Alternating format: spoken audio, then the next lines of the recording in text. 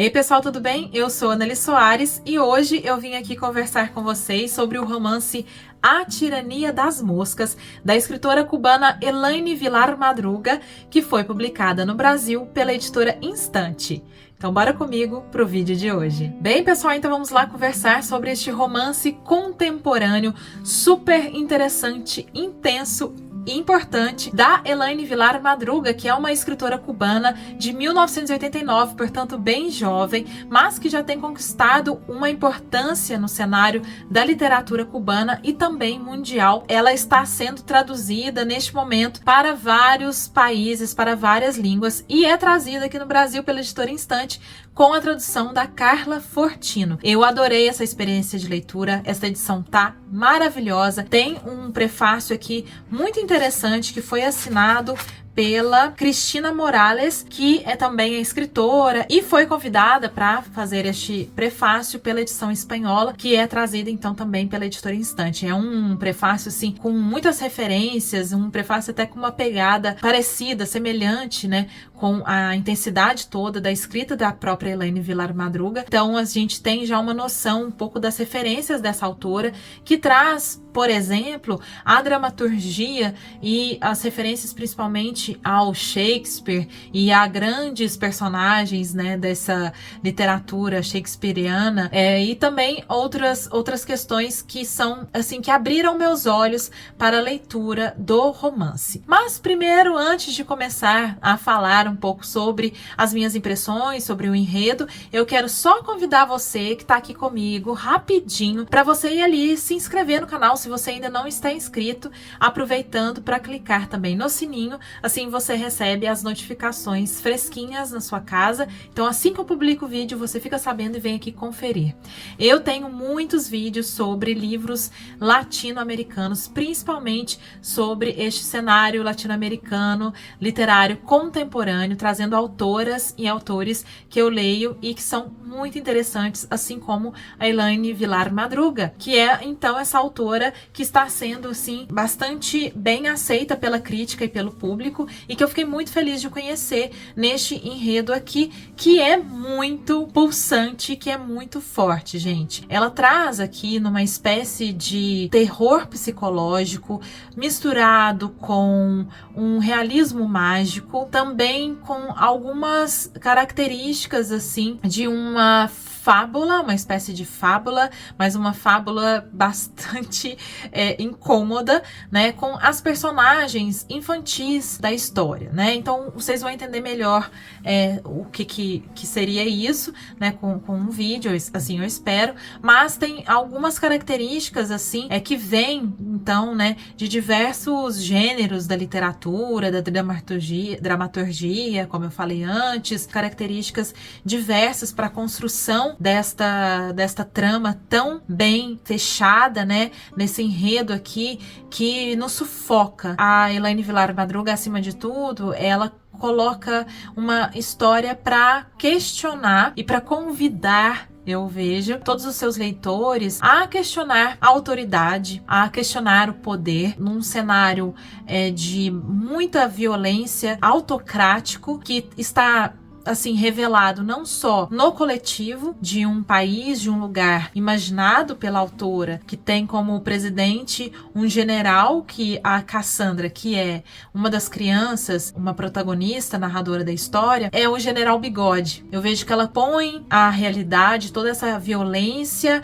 todos esses questionamentos, né, em relação a valores, em relação à autoridade, ao poder, em relação a regras sociais, tudo isso diante, sob o ponto de vista de uma criança adolescente, na verdade, uma maneira de colocar questionamento, assim como é dito aqui no prefácio, assim, não aceitação de essa sociedade nossa, que é muito adultocêntrica, esse olhar que vai contra tudo isso que a gente, às vezes, eu acho que normativiza, assim, né? Nosso olhar para uma relação sempre hierárquica, né? entre muitas outras relações hierárquicas que nós temos na nossa sociedade, mas que coloca essa sempre superioridade do adulto em relação à criança e ao adolescente. É claro que, né, a gente sabe que crianças e adolescentes são pessoas em formação, que não têm experiência, que não têm um senso crítico, né, já formado e, portanto, precisam de tudo isso. A gente não vai questionar aqui, mas eu vejo, como aqui diz no prefácio e pela minha leitura, como realmente se fosse um convite da própria autora a gente quebrar um pouco esse nosso olhar, a desfazer um pouco, né, essas hierarquias que às vezes são muito duras e que acabam destruindo crianças, acabam destruindo a construção de um entendimento mais fluido, um crescimento assim menos doentio, né? E, enfim, que é visto nessa família retratada pela Elaine. Então, aqui a gente tem o pai, né? Que é um militar, que desde muito jovem é militar e que é a pupila dos olhos desse general Bigode. Você tem um grande cargo, você também tem muita responsabilidade. Aquela coisa, né, de uma pessoa que é oprimida, ela vai ser opressora em um outro ambiente. Dentro dessa estrutura familiar, este pai, ele encontra a oportunidade de ser o próprio General Bigode. Então, ele tem essa grande admiração, né, ele é um seguidor desse grande general, e aí ele reflete isso na sua casa, trazendo, né, uma relação muito violenta, muito de silenciamento dos filhos e também da esposa, que é uma mulher muito problemática, bastante traumatizada com a própria história, com a própria família. Ela tem uma família assim que em certo momento coletivamente se suicida, né? É uma coisa bem complexa ali, que trabalha, eu acho que com questões assim que a psicanálise pode se debruçar para falar. Aqui eu nem tenho esse conhecimento todo para trazer para vocês, mas certamente tem muitas questões psicanalíticas, né, nesse livro. E então ela encontra, né, quando jovem, no casamento, com este homem tão importante ali dentro, né, da estrutura do governo e da estrutura de poder do país, um refúgio, uma tábua de salvação, né? Ela se encosta ali nesse casamento para sobreviver. Mas esses dois pais acabam criando uma família extremamente disfuncional, né, gente? Assim, tem nem que falar. Os filhos, eles têm questões, nem vou falar problemas, que são bastante importantes, assim.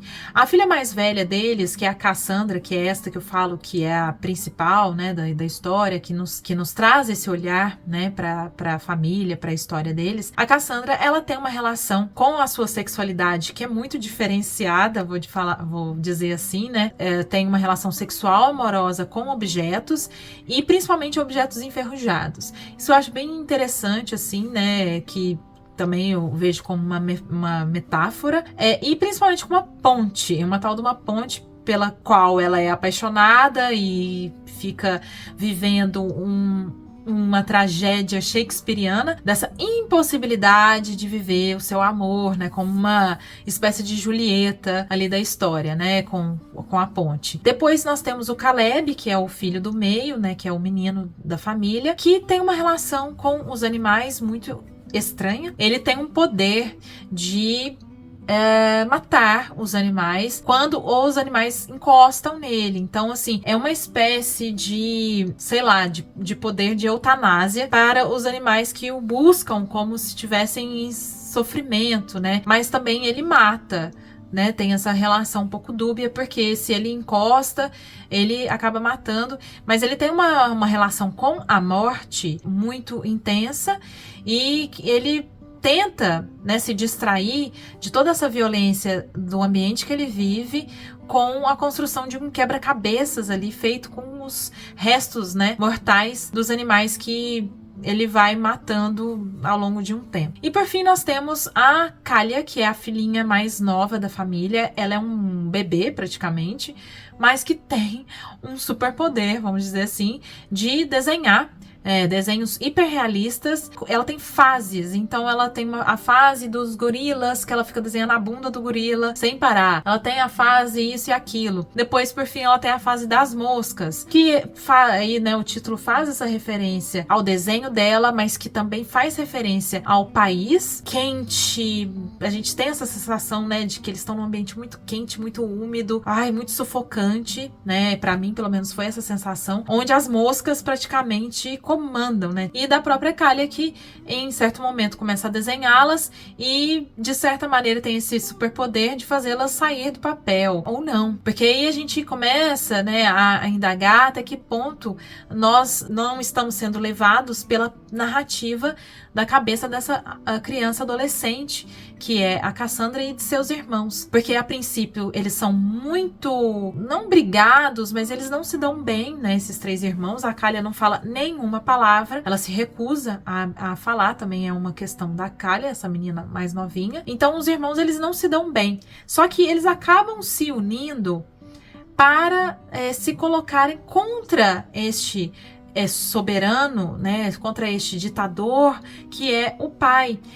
Em um momento eles veem que eles precisam unir os poderes deles, né, para poder sobreviver até. Aquela loucura, né, aquela insanidade que é o pai, principalmente depois, no momento que o pai perde o poder dele, que o pai, ele é visto como um traidor da pátria, ele é já rechaçado pelo General Bigode, e aí ele começa a querer estabelecer poder independente, né, ali dentro da sua própria casa. Então, é isso, assim, ele é esse oprimido que acaba oprimindo aqueles mais vulneráveis. Mas, embora tudo isso, né, embora essa violência física e principalmente psicológica, né, desse ambiente que essas crianças crescem e estão inseridas, embora tudo isso, são sujeitos ativos nessa história, elas encontram seus poderes, seja por meio desses, entre aspas, superpoderes, seja pela própria astúcia, pela própria esperteza, pela própria inteligência, pela própria rebeldia, né, de se colocar contra os pais e de querer matar os pais. E tem o sentido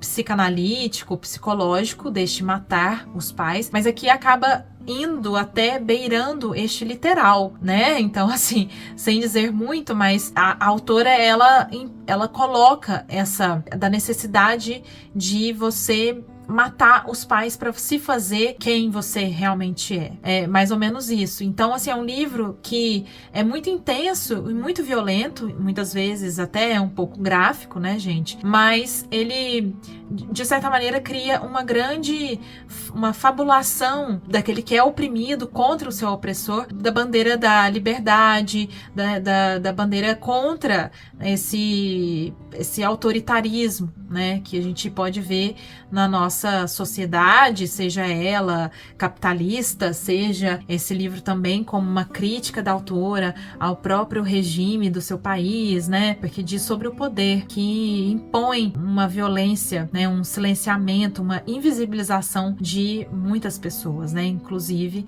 as crianças e os adolescentes. Então é isso, assim, super interessante, gente, um livro muito forte, recomendo muitíssimo para vocês. Eu adorei conhecer a autora, adorei conhecer esse livro, fiquei realmente, assim, encantada, né, com a força toda que a autora traz aqui, né, nesse impacto, assim, bastante interessante e necessário pra gente pensar no nosso mundo. Então é isso, se você ficou até aqui comigo, eu peço muito, muito, muito para você não se esquecer de deixar o seu joinha, é importante pro canal, para divulgar, né, o canal para outras pessoas, e também, quem sabe, você compartilha esta dica de leitura tão interessante com seus amigos. Eu vejo vocês no próximo vídeo, um beijo grande e até!